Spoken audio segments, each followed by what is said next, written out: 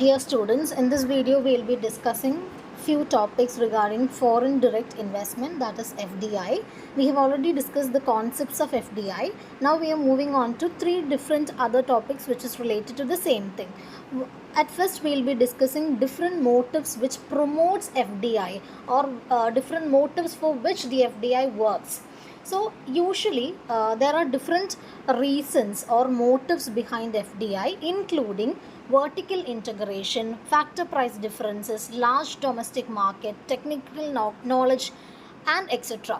So we'll discuss one by one. The first one is vertical integration.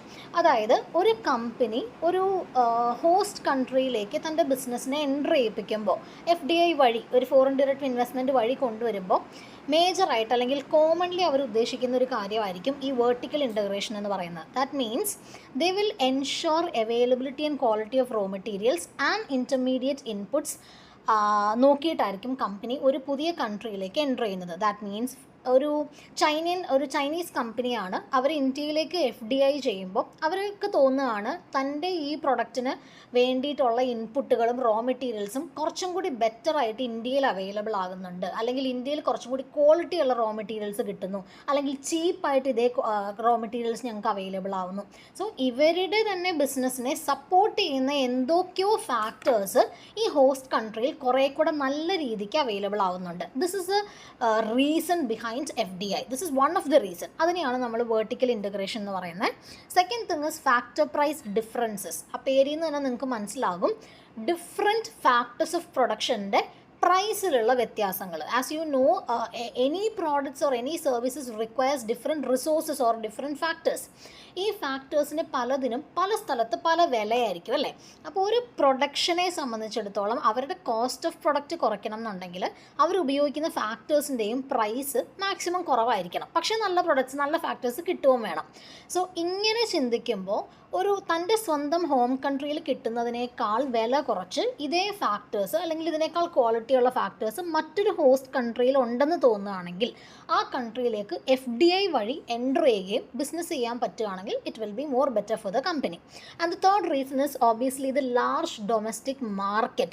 അതായത് ഈ പ്രൊഡക്റ്റിന് ഞങ്ങളുടെ കൺട്രിയിലുള്ളതിനേക്കാൾ വലിയ മാർക്കറ്റ് മറ്റൊരു കൺട്രിയിൽ കാണുന്നു. ഫോർ എക്സാമ്പിൾ, ഇപ്പോഴത്തെ ഒരു കണ്ടീഷൻ എടുക്കുകയാണെങ്കിൽ നമ്മളുടെ ഇന്ത്യ അല്ലെങ്കിൽ ബ്രസീലൊക്കെയാണ് ഏറ്റവും കൂടുതൽ ലാർജ് ഡൊമസ്റ്റിക് മാർക്കറ്റ്സ് അവൈലബിൾ ആയിട്ടുള്ള കൺട്രീസ്. അതുകൊണ്ട് തന്നെ പുറത്തു നിന്നുള്ള പല ഫോറിൻ മാർക്കറ്റുകളും അല്ലെങ്കിൽ ഫോറിൻ കമ്പനീസും ഇന്ത്യ അല്ലെങ്കിൽ ബ്രസീൽ പോലുള്ള കൺട്രീസിൽ വളരെയധികം അട്രാക്റ്റഡ് ആയിട്ട് FDIs ചെയ്യുന്നതായിട്ട് കാണാം.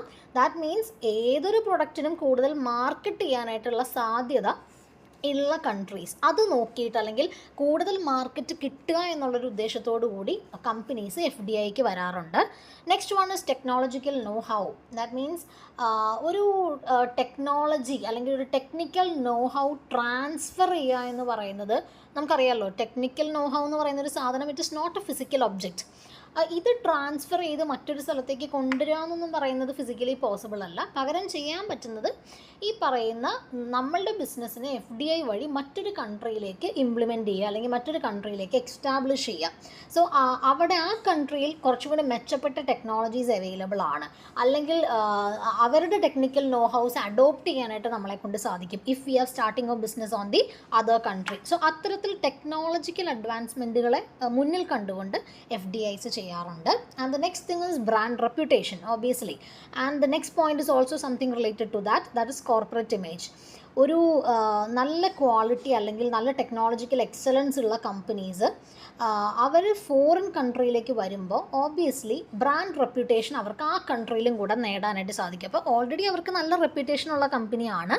ഈ കമ്പനി മറ്റ് രാജ്യങ്ങളിലേക്ക് എൻ്റർ ചെയ്യുമ്പോൾ ഇവരുടെ ബ്രാൻഡ് നെയിം പല കൺട്രീസിലാണ്. ദാറ്റ് മീൻസ് അൾട്ടിമേറ്റ്ലി ഗ്ലോബലി ഇവരുടെ ബ്രാൻഡിനൊരു നെയിം ബോർഡ് കിട്ടുകയാണ് ചെയ്യുന്നത്. സോ അത് മുന്നിൽ കണ്ടുകൊണ്ട് കമ്പനീസ് FDI ചെയ്യാറുണ്ട്. ആൻഡ് ഓബിയസ്ലി കോർപ്പറേറ്റ് ഇമേജ് എന്ന് പറയുമ്പോൾ ഒരു കമ്പനിയുടെ ഇമേജിനെ സംബന്ധിച്ചിടത്തോളം, അതായത് 5 രാജ്യങ്ങളിൽ ബിസിനസ് ഉള്ള ഒരു കമ്പനിയാണെന്ന് പറയുമ്പോൾ ഓബിയസ്ലി അവരുടെ ബ്രാൻഡ് ഇമേജിന് അതൊരു പോസിറ്റീവ് ആഡ് ഓൺ ആണ്. Next thing is brand life cycle അല്ലെങ്കിൽ പ്രൊഡക്റ്റ് ലൈഫ് സൈക്കിൾ എന്ന് പറയും. You are familiar with the concept of product life cycle. For any product it will at some point of time it will suffer a maturity അല്ലേ. അതായത് ഒരു product introduce ചെയ്യുന്നു, അതിന് growth ഉണ്ടാവുന്നു, അതൊരു സമയത്ത് അത് എന്തായാലും മെച്ചോർഡാവും. ദാറ്റ് മീൻസ് ഒരു മാർക്കറ്റിൽ ഇതിനപ്പുറത്തേക്ക് ആ പ്രൊഡക്റ്റിനൊരു വളർച്ചയില്ല. അങ്ങനെ ഒരു സാഹചര്യം വരുമ്പോഴും companies will go for FDIs. കാരണം തൻ്റെ കൺട്രിയിൽ ഇനി ഇതിൽ കൂടുതലൊന്നും ചെയ്യാനില്ല, അപ്പം മറ്റൊരു കൺട്രിയിലേക്ക് തൻ്റെ പ്രൊഡക്ട്സിനെ മാർക്കറ്റ് ചെയ്യുക, അതാണ് അടുത്ത ഓപ്ഷൻ അവരുടെ മുമ്പിലുള്ളൂ. അങ്ങനെ ഒരു അവസ്ഥ വരുമ്പോഴും FDIs ചെയ്യാറുണ്ട്. And the next one is home country regulations. തൻ്റെ സ്വന്തം കൺട്രീസിൽ റെഗുലേഷൻസ് അല്ലെങ്കിൽ റൂൾസ് ഒത്തിരി ടൈറ്റാണ്. അതിപ്പോൾ പല കൈൻഡ് ഓഫ് റൂൾസ് ആവാം. എൻവയൺമെൻറ്റ് പ്രൊട്ടക്ഷൻ ലോസ് ആവാം, അല്ലെങ്കിൽ സേഫ്റ്റി റെഗുലേഷൻസ് ആവാം. അങ്ങനെയുള്ള പല ലോസും വളരെ റിജിഡും അതേപോലെ തന്നെ വളരെ കോസ്റ്റ്ലി ആയിട്ടുള്ള ലോസാണ്. നിയമപരമായിട്ടുള്ള കാര്യങ്ങളൊക്കെ മീറ്റ് ചെയ്ത് പോകുന്നത് തൻ്റെ കൺട്രിയിൽ വളരെ ബുദ്ധിമുട്ടാണെന്ന് തോന്നുകയാണെങ്കിൽ ഇത് കുറച്ചും കൂടെ ടൈറ്റ് അല്ലാത്ത അല്ലെങ്കിൽ കുറച്ചും കൂടെ ലിബറൽ ആയിട്ടുള്ള കൺട്രീസിലേക്ക് ബിസിനസ് ഷിഫ്റ്റ് ചെയ്യാൻ നോക്കാറുണ്ട്. അതും ഒരു റീസൺ അല്ലെങ്കിൽ മോട്ടീവ് ബിഹൈൻഡ് FDI ആയിട്ട് നമുക്ക് പറയാം. Next thing is exchange rate fluctuations. As we already know, for any business exchange റേറ്റിൽ അധികം ഫ്ലക്ച്വേഷൻസ് വരുന്ന കൺട്രീസ് അവർക്ക് ബിസിനസ് ചെയ്യാൻ ബുദ്ധിമുട്ടായിരിക്കും. സോ സ്വന്തം കൺട്രിയിൽ എക്സ്ചേഞ്ച് റേറ്റ് ഫ്ലക്ച്വേഷൻസ് എപ്പോഴും ഉണ്ടാകുന്ന ഒരു കൺട്രി ആണെങ്കിൽ എക്സ്ചേഞ്ച് റേറ്റുകൾ കുറച്ചും കൂടി സ്റ്റേബിൾ ആയിട്ടുള്ള കൺട്രീസിലേക്ക്, അല്ലെങ്കിൽ ഒരു നല്ല കറൻസിക്ക് എപ്പോഴും അപ്രീസിയേഷൻ ഉണ്ടാകുന്ന കൺട്രിയിൽ ബിസിനസ് ചെയ്യാനായിരിക്കും ആളുകൾക്ക് ആഗ്രഹം. സോ അതും ഒരു FDIയുടെ റീസൺ ആയിട്ട് നമുക്ക് പറയാം. Next thing is foreign client. എൻ്റെ ബിസിനസ്സിൻ്റെ പ്രൊഡക്റ്റിന് അല്ലെങ്കിൽ എൻ്റെ സർവീസിന്, എസ്പെഷ്യലി ക്ലയൻറ്റുകൾ എന്നുള്ള വാക്കുകൾ എപ്പോഴും നമ്മൾ സർവീസുമായിട്ട് കണക്ട് ചെയ്താണ് പറയാറ്. സോ എൻ്റെ സർവീസ് ബിസിനസ്സിന് ഫോറിൻ ക്ലയൻസിനെ കിട്ടുക എന്ന് പറയുന്നത് എല്ലാ കമ്പനീസിനും നല്ലൊരു പോസിറ്റീവ് ആഡ് ഓൺ ആണ് അല്ലേ.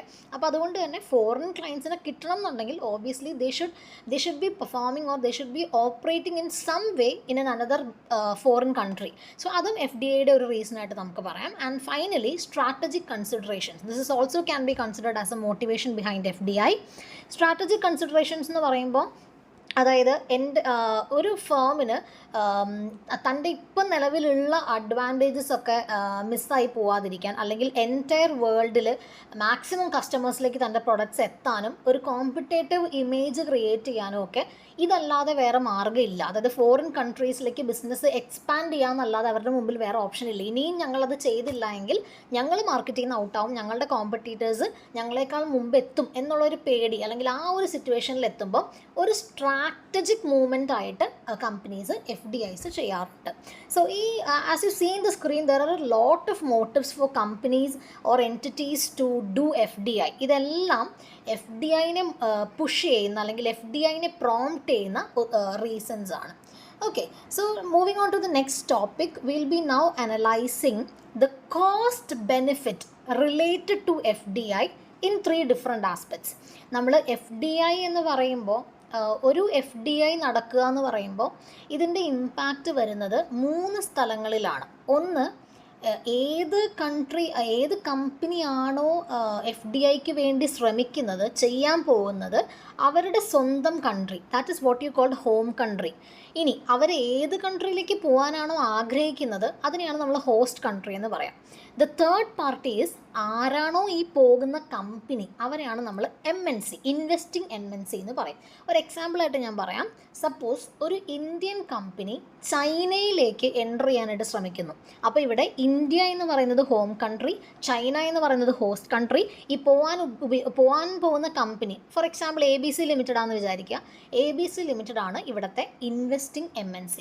So when we analyze the cost benefits related to one FDI, we have to see different aspects. ആ ഡിഫറെൻറ്റ് ആസ്പെക്ട്സ് ആണ് ഒരു FDI നടക്കുമ്പോൾ ഹോം കൺട്രിയിൽ എന്തൊക്കെ കോസ്റ്റും ബെനിഫിറ്റും ഉണ്ട്. Cost benefit means advantages and disadvantages. അതേപോലെ ഹോസ്റ്റ് കൺട്രിയിൽ എന്തൊക്കെ അഡ്വാൻറ്റേജസ് ഡിസഡ്വാൻറ്റേജസ് ഉണ്ട്. At the same time for the investing MNC അവർക്ക് എന്തൊക്കെ കോസ്റ്റ് ആൻഡ് ബെനിഫിറ്റ്സ് ഉണ്ട്, അതാണ് നമ്മൾ ഈ സ്ലൈഡിൽ ഡിസ്കസ് ചെയ്യുന്നത്. So firstly will discuss the cost and benefit related to the host country when an FDI happens. So ഒരു FDI നടക്കുമ്പോൾ, ഇപ്പോൾ നേരത്തെ പറഞ്ഞ സെയിം എക്സാമ്പിൾ എടുക്കാം. ഒരു ഇന്ത്യൻ കമ്പനി ചൈനയിലേക്ക് എൻ്റർ ചെയ്യാൻ പോകുന്നു എന്ന് പറഞ്ഞാൽ ഇവിടുത്തെ ഹോസ്റ്റ് കൺട്രി ചൈനയാണ്. സോ ഈ ചൈനയെ സംബന്ധിച്ചിടത്തോളം അവർക്ക് എന്തൊക്കെ ബെനിഫിറ്റ്സ് ഉണ്ട്, അവർക്ക് എന്തൊക്കെ കോസ്റ്റ് ആണുള്ളത്, that means disadvantages and advantages ആണ് പറയുന്നത്. സോ ഇവർക്ക് വരുന്ന അഡ്വാൻറ്റേജസ് എന്ന് പറയുന്നത് ഇൻഫ്ലോ ഓഫ് റിസോഴ്സസ്. ഓബിയസ്ലി അവർക്ക് ഒത്തിരി അത് പുറത്തു നിന്നുള്ള റിസോഴ്സസ് വരുന്നത് ഇന്ത്യയിൽ നിന്നുള്ള റിസോഴ്സസ് ഇൻഫ്ലോ ചെയ്യുകയാണ്. ഏറ്റവും മെയിനായിട്ട് പറഞ്ഞാൽ capital വരികയാണെന്നർത്ഥം. Then economic development and employment opportunities will be increased in China. Then favorable BOP. നമ്മൾ പഠിച്ചിട്ടുണ്ട്, if the capital inflow is increasing for that country, they will have a BOP surplus. So അതുകൊണ്ട് BOP favourable ആണെന്ന് പറയാം. Then foreign exchange earnings, they are earning foreign currency. ചൈനയെ സംബന്ധിച്ചിടത്തോളം Indian rupee എന്ന് പറയുന്നത് ഒരു ഫോറിൻ കറൻസിയാണ്. സോ ഈ foreign currency earnings അവർക്ക് കൂടുന്നു. And finally when India enter into China, they will be paying some kind of taxes in China, obviously. So ടാക്സിൻ്റെ രൂപത്തിലും ഇവർക്ക് ചൈനയ്ക്ക് റവന്യൂ കിട്ടുന്നുണ്ട്. ഇത് അവരുടെ ബെനിഫിറ്റ്സ് ആണ്. There is A mistake in the screen. I have listed the benefits as cost and cost as benefits. Please note it down. And we have discussed the benefits, and now we are moving on to the cost. ഇതേ host കൺട്രിക്ക്, അതായത് നമ്മളുടെ എക്സാമ്പിളിൽ China എന്ന് പറയുന്ന കൺട്രിക്ക് when an Indian entity enter or do an FDI in China, അവർക്ക് എന്തൊക്കെ ബെനിഫിറ്റ്സ് ഉണ്ടെന്നുള്ളതാണ്, അവർക്ക് എന്തൊക്കെ കോസ്റ്റ് ഉണ്ടെന്നുള്ളതാണ്. ദാറ്റ് മീൻസ് ഡിസഡ്വാൻറ്റേജ് എന്തൊക്കെയാണ്. ഓബിയസ്ലി ചൈനയുടെ അകത്തുള്ള ഡൊമസ്റ്റിക് കമ്പനീസിന് ഒരു കോമ്പറ്റീഷൻ ഇൻക്രീസ് ചെയ്യും. അവർക്ക് ഒത്തിരി കോമ്പറ്റീഷൻസ് നേരിടേണ്ടി വരും. So adverse effect on employment, ഈ ഒരു പോയിന്റിൽ നിങ്ങൾക്ക് മനസ്സിലാവും. ഈ സെയിം പോയിന്റ് തന്നെ അഡ്വാൻറ്റേജ് ആയിട്ട് നമ്മളിപ്പോൾ ഓൾറെഡി ഡിസ്കസ് ചെയ്തു. അതായത് when an Indian company or any foreign companies enter in to China, അവർക്ക് ഒത്തിരി ജോലി സാധ്യതകൾ ഉണ്ടാവുന്നു എന്ന് നമ്മൾ നേരത്തെ പറഞ്ഞു. അതൊരു പോസിറ്റീവായിട്ടാണ് പറഞ്ഞത്. പക്ഷേ ഇതേ കാര്യം നെഗറ്റീവായിട്ടും വരുന്നുണ്ട്. അതെങ്ങനെ സംഭവിക്കുന്നു എന്ന് വെച്ചാൽ, ഒരു ഫോർ എക്സാമ്പിൾ ഒരു ഓട്ടോമൊബൈൽ ഒരു കമ്പനിയാണ് ഇന്ത്യയിൽ നിന്നും ചൈനയിൽ വരുന്നതെന്ന് വിചാരിക്കുക. ഒരു കാർ മാനുഫാക്ചറർ, ഒരു ഓട്ടോമൊബൈൽ, ഒരു ലക്ഷറി കാർ മാനുഫാക്ചറർ വരുന്നു. നിലവിൽ ചൈനയിലുള്ള ഒരു കാർ മാനുഫാക്ചറർക്ക് ഇത് ഓൾറെഡി അടിയാവും അല്ലേ, അവർക്കത് കോമ്പറ്റീഷൻ ഉണ്ടാവുന്നു. സോ ഇങ്ങനെ ഒരു കോമ്പറ്റീഷൻ വന്ന് ചൈനയിലുള്ള ഡൊമസ്റ്റിക് കമ്പനിക്ക് എന്തെങ്കിലും സംഭവിച്ചാൽ, ഒരു നെഗറ്റീവായിട്ട് ഇപ്പോൾ കമ്പനി പൂട്ടിപ്പോയി, ആ കമ്പനി നശിച്ചു പോയി, അങ്ങനെ ഒരു സിറ്റുവേഷൻ വരികയാണെങ്കിൽ ആ കമ്പനിയിൽ വർക്ക് ചെയ്തിരുന്ന ആൾക്കാരുടെ ജോലിയാണ് അവിടെ നഷ്ടപ്പെട്ടു പോകുന്നത്. അപ്പോൾ ഈ നേരത്തെ പറഞ്ഞ ഇൻക്രീസ്ഡ് കോമ്പറ്റീഷൻ എന്ന് പറയുന്ന ഡിസഡ്വാൻറ്റേജ് കാരണം ഏതെങ്കിലും ഡൊമസ്റ്റിക് കമ്പനീസിന് അത് ഷട്ട് ഡൗൺ ചെയ്യേണ്ടി വന്നാൽ അവിടെ കുറേ എംപ്ലോയ്മെൻറ്റ്സ് അവിടെ നഷ്ടപ്പെടുന്നുണ്ട്. അപ്പോൾ ഒരേ സമയം എംപ്ലോയ്മെൻറ്റ് ഓപ്പർച്യൂണിറ്റീസ് ഉണ്ടാകുമ്പോൾ ഇതിൻ്റെ ഓപ്പോസിറ്റ് സൈഡിൽ ഒരു പക്ഷേ ഒത്തിരി എംപ്ലോയ്മെൻറ്റ് നഷ്ടപ്പെട്ടു പോകാനും ചാൻസ് ഉണ്ട്. ഇനി നെഗറ്റീവ് BOP, ഇത് ഏതൊരു FDI ചെയ്യുമ്പോഴും നമുക്ക് പറയുന്ന കാര്യമാണ്. ഒരു FDI വരുന്ന സമയത്ത് it will be initially considered as A capital inflow. പക്ഷേ ലേറ്റർ ഈ വരുന്ന FDI ഇൻവെസ്റ്റർക്ക് കുറച്ച് നാൾ കഴിയുമ്പോൾ ഇയാൾ പ്രോഫിറ്റ് ഉണ്ടാക്കി, if he repatriate the profit to his own home country, അത് നെഗറ്റീവ് BOP ആയിട്ട് മാറും. ശരിയല്ലേ?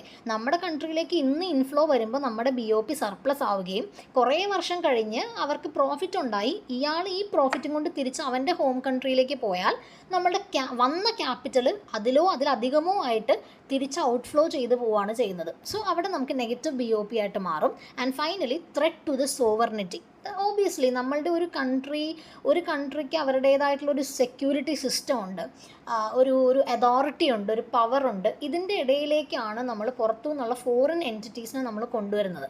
ഒരു MNCയുടെ രൂപത്തിലാണെങ്കിൽ കൂടെ ഇത് നാളെ നമ്മുടെ കൺട്രിയുടെ തന്നെ സോവർണിറ്റീനെ നെഗറ്റീവായിട്ട് ബാധിക്കാനുള്ള ചാൻസ് ഉണ്ട്. നമ്മൾ കഴിഞ്ഞ ദിവസം ഒരു നിയോ കൊളോണിയലിസം എന്ന് പറയുന്നൊരു കോൺസെപ്റ്റ് ഡിസ്കസ് ചെയ്തിരുന്നു. അതായത് ഇൻഡയറക്റ്റ്ലി ഒരു ഫോറിൻ MNCയോ അല്ലെങ്കിൽ ഒരു ഫോറിൻ ഇൻവെസ്റ്ററോ ഭാവിയിൽ നമ്മുടെ കൺട്രിയുടെ തന്നെ അതോറിറ്റീനെ പിടിച്ചെടുക്കാനായിട്ടുള്ളൊരു ശ്രമം, അല്ലെങ്കിൽ ആ രീതിയിലേക്കൊക്കെ അവസ്ഥകൾ മാറാറുണ്ട്. അതിനെയാണ് നമ്മൾ ത്രെറ്റ് ടു സോവർണിറ്റി എന്ന് പറയുന്നത്. So these are the basic disadvantages of FDI on the host country. So host കൺട്രിയുടെ കാര്യം നമ്മളിപ്പോൾ പറഞ്ഞു. ഇനി ഇതേ എക്സാമ്പിളിൽ നമുക്ക് ഹോം കൺട്രിയുടെ കാര്യം നോക്കാം. നേരെ തിരിച്ച് ഒരു ഇന്ത്യൻ കമ്പനി ചൈനയിലേക്ക് ബിസിനസ് ചെയ്യാൻ വേണ്ടി പോകുമ്പോൾ ഇന്ത്യ എന്ന് പറയുന്ന ഹോം കൺട്രിക്ക് എന്തൊക്കെ കോസ്റ്റ് ആൻഡ് ബെനിഫിറ്റുകളാണുള്ളത്. ആദ്യം തന്നെ നമുക്ക് ബെനിഫിറ്റ്സ് നോക്കാം. Obviously inflow of foreign currency. അതെങ്ങനെയായിരിക്കും ഫോറിൻ കറൻസിയുടെ ഇൻഫ്ലോ വരുന്നത്? When the Indian company earns profit from China and if they repatriate the profit to India, അപ്പോഴാണ് നമുക്ക് ഫോറിൻ കറൻസി ഇൻഫ്ലോ വരുന്നത്. ഇനി അതേസമയം ഇൻക്രീസ് എക്സ്പോർട്ട്സ് എന്ന് പറയുന്നുണ്ട്. അതായത് ഒരു പുതിയ മാർക്കറ്റിലേക്ക് എൻ്റർ ചെയ്യുകയും അവിടെ നിന്നുള്ള പ്രൊഡക്ട്സിനെ നമുക്ക് എക്സ്പോർട്ട് ചെയ്ത് വിടാം. അതായത് ഈ ചൈനയിൽ ചെന്നിട്ട് അവർക്ക് ഇന്ത്യയിലേക്ക് അവരുടെ പ്രൊഡക്ട്സിനെ എക്സ്പോർട്ട് ചെയ്യാനായിട്ട് പറ്റും. അപ്പോൾ ചൈനയിൽ നിന്നുകൊണ്ട് തന്നെ അവർക്ക് അവരുടെ സെയിൽസ് സ്വന്തം ഹോം കൺട്രിയിലേക്ക് എക്സ്പോർട്ട് ചെയ്യാം. ദെൻ എംപ്ലോയ്മെൻറ്റ് ഓപ്പർച്യൂണിറ്റീസ്, അത് നമ്മൾ ഉദ്ദേശിക്കുന്നത് ഇങ്ങനെയാണ്. ഇന്ത്യൻ ലേബേഴ്സിന് അല്ലെങ്കിൽ ഇന്ത്യൻ സിറ്റിസൺസിന് അവിടെ ജോബ് ഓപ്പർച്യൂണിറ്റീസ് കൊടുക്കുന്നു. ഇപ്പോൾ നമുക്ക് ഒരിക്കലും ഇൻസിസ്റ്റ് ചെയ്യാൻ പറ്റില്ല ലൈക്ക് ഒരു ഇന്ത്യൻ കമ്പനി ചൈനയിലേക്ക് എഫ് ഡി ഐ കൂടെ വരുമ്പോൾ ഈ ഇന്ത്യൻ കമ്പനിയിൽ പുതിയതായിട്ട് എടുക്കുന്ന ജോലിക്കാർ മുഴുവൻ ചൈനക്കാരായിരിക്കണമെന്ന് നമുക്ക് നിർബന്ധമൊന്നും പറയാൻ പറ്റില്ല. അത് അവരുടെ ആ കമ്പനിയുടെ ഇഷ്ടമാണ്, കമ്പനിയുടെ ഡിസിഷനാണ്. ഈവൻ ദോ ഒരു ലോക്കൽ കണ്ടൻറ്റ് റിസ്ട്രിക്ഷൻ വെച്ചാൽ പോലും 100% എല്ലാവരും ചൈനയിൽ നിന്നായിരിക്കണമെന്ന് നമുക്ക് പറയാൻ പറ്റില്ല. അറ്റ്ലീസ്റ്റ് ഒരു 20% ഇന്ത്യയിൽ നിന്ന് അവർ ലേബേഴ്സിനെ കൊണ്ടുവന്നാൽ കൂടിയും ആ 20% എംപ്ലോയ്മെൻറ്റ് ഓപ്പർച്യൂണിറ്റി ഹോം കൺട്രിയുടെ ഒരു അഡ്വാൻറ്റേജ് ആയിട്ട് നമുക്ക് കൺസിഡർ ചെയ്യേണ്ടി വരും.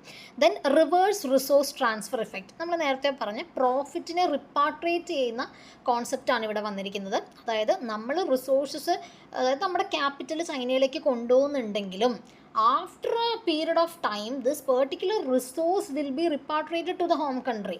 So അതൊരു പോസിറ്റീവായിട്ട് പറയാം. And finally skill and money transfer, അങ്ങോട്ടും ഇങ്ങോട്ടേക്കും സ്കിൽ ആൻഡ് മണീൻ്റെ ഒരു ട്രാൻസ്ഫർ ഓട്ടോമാറ്റിക്കലി അവിടെ സംഭവിക്കുന്നു എന്നുള്ളതാണ്. സോ ഇത്രയും കാര്യങ്ങളാണ് ഹോം കൺട്രിക്കുള്ള benefits. In moving on to the cost or disadvantages faced by the home country when FDI happens. ഒന്ന്, കറൻറ്റ് അക്കൗണ്ട് പൊസിഷൻ സഫേഴ്സ്. നമ്മൾ കറൻറ്റ് അക്കൗണ്ടിൻ്റെ മൂവ്മെൻറ്റ്സ് നമ്മൾ പഠിച്ചിട്ടുള്ളതാണ്. സോ കറൻറ്റ് അക്കൗണ്ടിൻ്റെ മൂവ്മെൻറ്റ്സിനെ ഇത് നെഗറ്റീവായിട്ട് ബാധിക്കുന്നുവെന്ന് നമുക്ക് ഒരു ഡിസഡ്വാൻറ്റേജ് ആയിട്ട് നമുക്ക് പറയാം. അതായത് FDI ഒരു ഡയറക്റ്റ് എക്സ്പോർട്ടിന് പകരമായിട്ട് വരുന്നു.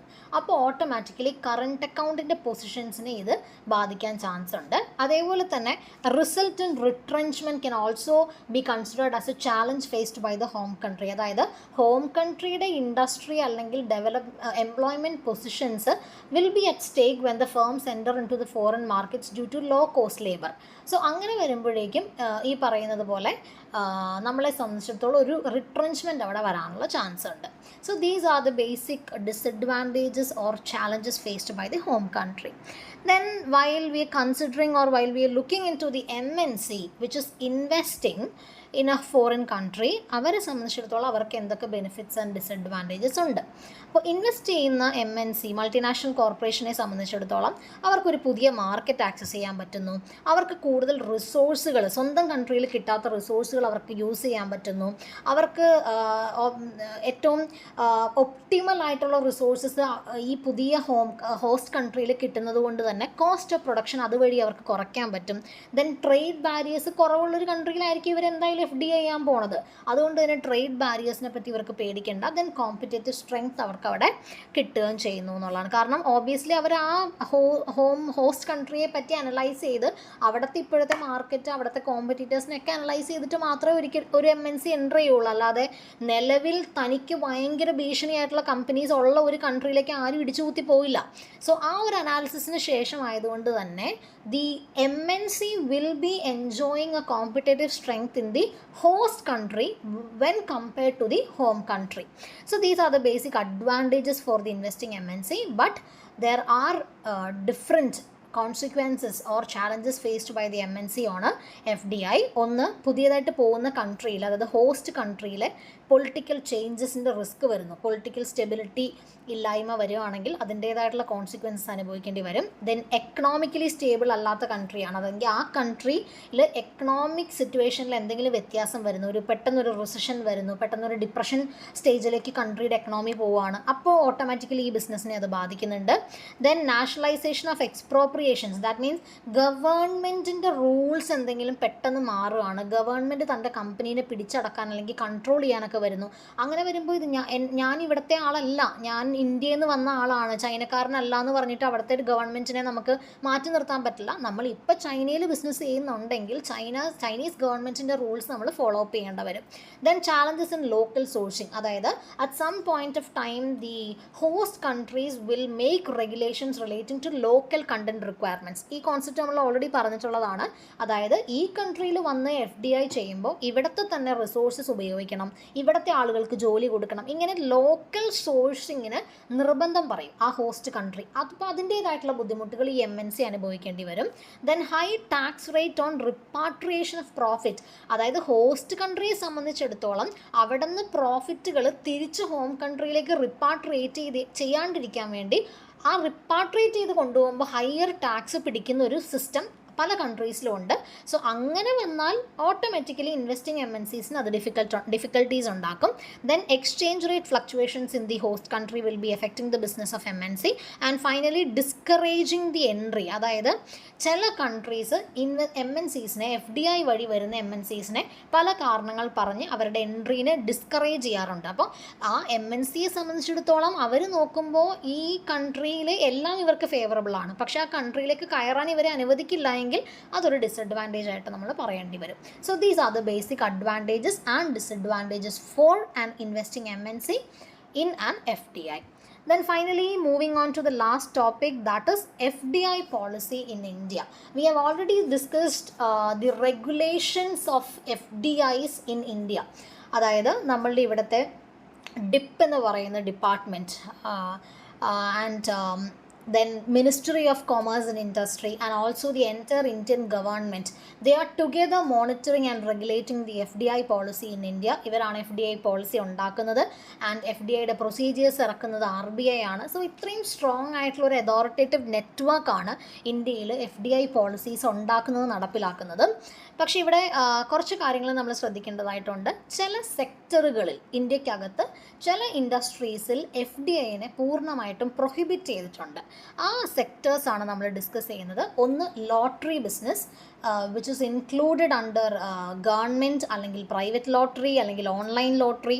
അങ്ങനെയുള്ള ലോട്ടറി ബിസിനസ്സുകളിലൊന്നും FDIക്ക് ഇൻവെസ്റ്റ് ചെയ്യാനായിട്ട് ഇന്ത്യയിൽ പെർമിഷൻ ഇല്ല.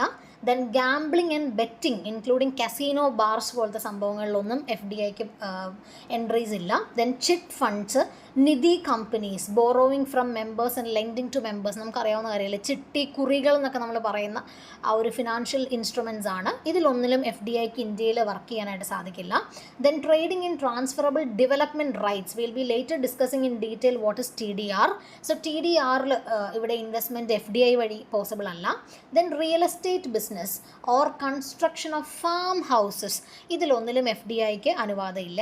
ദെൻ മാനുഫാക്ചറിങ് ഓഫ് സിഗരറ്റ്സ് അല്ലെങ്കിൽ ടുബാക്കോ പ്രോഡക്ട്സ് അല്ലെങ്കിൽ എനി ടുബാക്കോ സബ്സ്റ്റിറ്റ്യൂട്ട്സ്, ഇതിലൊന്നിലും ഇന്ത്യക്കകത്ത് FDIനെ അലൗ ചെയ്യുന്നില്ല. And finally activities or sectors which are not open to private sector investment. അതായത് ഇപ്പോൾ നിലവിൽ ഇന്ത്യയിൽ പ്രൈവറ്റ് സെക്ടറിനെ കൈകടത്താൻ സമ്മതിക്കാത്ത അല്ലെങ്കിൽ പ്രൈവറ്റൈസേഷൻ വരാത്ത സെക്ടേഴ്സ് ഉണ്ട്. ഫോർ എക്സാമ്പിൾ പറയുകയാണെങ്കിൽ അറ്റോമിക് എനർജി അല്ലെങ്കിൽ റെയിൽവേ ട്രാൻസ്പോർട്ട്, ഇതെല്ലാം കംപ്ലീറ്റ്ലി പബ്ലിക് സെക്ടറിൻ്റെ കീഴിലുള്ളതാണ്. സോ ഇവരിലേക്കൊന്നും FDIs ഇന്ത്യയിൽ പെർമിറ്റ് ചെയ്തിട്ടില്ല. So these are the prohibited sectors in India for FDI. So definitely നമ്മൾ പ്രൊഹിബിറ്റഡ് സെക്ടേഴ്സ് പറയുമ്പോൾ പെർമിറ്റഡ് ആയിട്ടുള്ള സെക്ടേഴ്സിനെ പറ്റി കൂടെ പറയണം. ഏതൊക്കെ സെക്ടേഴ്സിലാണ് FDIനെ ഇവിടെ പെർമിറ്റ് ചെയ്തിരിക്കുന്നത്? അപ്പോൾ അവിടെ നമ്മൾ ഒരു കാര്യം ശ്രദ്ധിക്കേണ്ടതുണ്ട്. ചില സെക്ടേഴ്സിൽ 100% FDI പെർമിറ്റ് ചെയ്തിട്ടുണ്ടെങ്കിൽ ചില സെക്ടേഴ്സിൽ ഒരു സർട്ടൻ പെർസെൻറ്റേജിൽ മാത്രമേ FDI സമ്മതിച്ചിട്ടുള്ളൂ. അതിനൊത്തിരി എക്സാമ്പിൾസ് നമുക്ക് സ്ക്രീനിൽ കാണാം. I will just discuss few of them. For example agricultural industry അല്ലെങ്കിൽ അനിമൽ ഹസ്ബൻഡറി, ടീ പ്ലാന്റേഷൻ പോലുള്ള ഇൻഡസ്ട്രി അല്ലെങ്കിൽ ആക്ടിവിറ്റീസ് ആണെങ്കിൽ 100% ഓട്ടോമാറ്റിക് ആൻഡ് ഗവൺമെൻറ് റൂട്ട് വഴി FDIs പെർമിറ്റ് ചെയ്തിട്ടുണ്ട്. ദെൻ മൈനിങ് ഇൻഡസ്ട്രിയിലും അതുപോലെ തന്നെ 100% FDI പോസിബിൾ ആണ്. പെട്രോളിയം ആൻഡ് നാച്ചുറൽ ഗ്യാസ്, ഇതിലും 100% ഓക്കെ ആണ്. പക്ഷേ petroleum refining by public sector undertakings ആണെങ്കിൽ അതിനകത്ത് 49% മാത്രമേ നമുക്ക് FDI അലൗഡ് ആയിട്ടുള്ളൂ. ദെൻ മാനുഫാക്ചറിങ്, ഡിഫൻസ്, അതേപോലെ ബ്രോഡ്കാസ്റ്റിംഗ് സർവീസ് സെക്ടറുകൾ, അതേപോലെ ഡിജിറ്റൽ മീഡിയ, ഇവരൊക്കെ ഒത്തിരി മറ്റ് പെർമിറ്റഡ് സെക്ടേഴ്സാണ്. പക്ഷേ ഇവിടെയൊക്കെ വ്യത്യാസം വരുന്നത് there will be difference in the percentage of allowed FDI. For example print മീഡിയയിലാണെങ്കിൽ 26% മാത്രമേ FDIs ഇന്ത്യയിൽ സമ്മതിച്ചിട്ടുള്ളൂ. അതേപോലെ ഡിജിറ്റൽ മീഡിയയിലാണെങ്കിലും സെയിം 26% തന്നെ സമ്മതിച്ചിട്ടുള്ളൂ. ദെൻ പ്രൈവറ്റ് സെക്യൂരിറ്റി ഏജൻസീസ്, ഈ ഇൻഡസ്ട്രി ആണെങ്കിൽ ഇവിടെ 74% വരെ FDI അനുവദിച്ചിട്ടുണ്ട്. ആൻഡ് ഡ്യൂട്ടി ഫ്രീ ഷോപ്പുകളൊക്കെ ആണെങ്കിൽ 100%. അതേപോലെ കൊമേഴ്സ് ആക്ടിവിറ്റീസ് ആണെങ്കിൽ 100%. And multi brand retail trading, for example ഇപ്പോൾ സൂപ്പർ മാർക്കറ്റുകൾ മൾട്ടി ബ്രാൻഡ് ആണല്ലോ, അവിടെയൊക്കെ ആണെങ്കിൽ 51% വരെയാണ് FDIs അലൗ ചെയ്തിരിക്കുന്നത്. So these are very few examples, but there are a lot of examples which is visible on your screen. ഇത്രയും സെക്ടേഴ്സിൽ FDIs permitted ആണ്. ഒരു ടോട്ടലി പ്രൊഹിബിഷൻ അവിടെ ഇല്ല, ബട്ട് പെർമിറ്റഡ് ആണെങ്കിൽ പോലും ചില സെക്ടേഴ്സിനകത്ത് ക്രൈറ്റീരിയാസ് ഉണ്ട്. ഇത്ര ശതമാനം മാത്രമേ നമുക്ക് FDIs പോസിബിൾ ആയിട്ടുള്ളൂ. So that's all about the FDI policies in India. So just for summing up, I'll be discussing the major topics we have discussed in the video. We have discussed firstly the motives of FDI, what are the reasons behind or what are the prompting factors or influencing factors for investors to do FDIs, and when the second topic is the cost benefit analysis of FDI. When an FDI happens, what is the cost and benefits suffered or faced or